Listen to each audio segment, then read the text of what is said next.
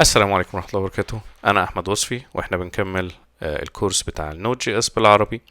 إحنا كنا اتكلمنا الفيديو اللي فات عن اكسبريس وإزاي نستخدم اكسبريس، وفي الفيديو ده إن شاء الله هنتكلم على تول مهمة جدا لأي باك اند ديفلوبر وهي بوستمان.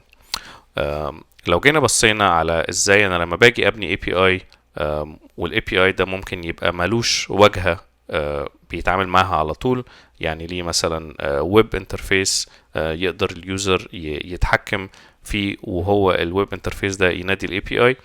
وانا شغال مثلا في تيم او شغال في مشروع وعايز ابتدي ابني الاي بي اي بتاعي، بس عايز اجرب الاي بي اي لان هو الاي بي اي ممكن يبقى فيه اكتر من الجيت ريكوست، ممكن يبقى فيه ريكوست بوست، ممكن يبقى فيه بوت، ممكن يبقى فيه باتش، ممكن يبقى فيه ديليت وهكذا. فبوستمان فكرته ان هو بيديني بوستمان هو التول اللي تخليني اقدر اجرب الاي بي اي بتاعي بره البراوزر. فاحنا هننزله كده مع بعض وبعد كده نفتحه واشوفكم في بوستمان. طيب بعد ما نزلنا بوستمان وفتحناه هنلاقي هنا ده الانترفيس بتاعه. طالما انا لسه مشغل النود جي اس ابلكيشن اللي احنا كنا اشتغلنا عليه، اقدر هنا واجي اعمل لوكال هوست 3000. اولا افتح تاب جديده وبعد كده اكتب هنا لوكال هوست 3000 واختار نوع الريكوست، ونوع الريكوست ده اللي هيطابق اللي احنا معرفينه في اكسبريس.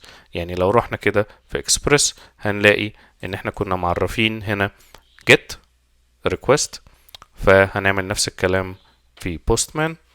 فهعمل هنا get request وبعد كده ادوس على send. اول ما دوست على send هلاقي ان هو عمل الريكوست للسيرفر بتاعي ويرجع لي الهلو وورلد.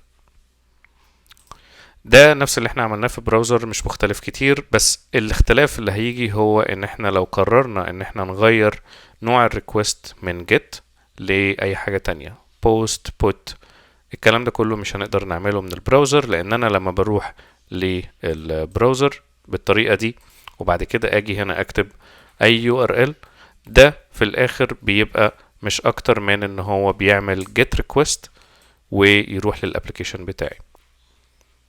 فلو رجعنا تاني للنود جي اس ابلكيشن بتاعنا هنلاقي ان احنا هنا ممكن نجرب الاول ان احنا نعدل على ده ونعمل app.post ونجربها تاني. فلو رحنا البوستمان وجربنا نعمل الجيت ريكوست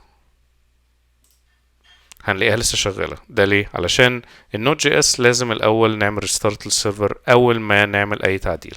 فساعتها انا هرجع تاني للفيجوال كود بتاعي واوقف السيرفر وبعد كده اعمل تاني node index.js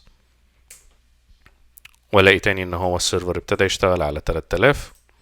وبعد كده اروح لبوستمان وادوس send،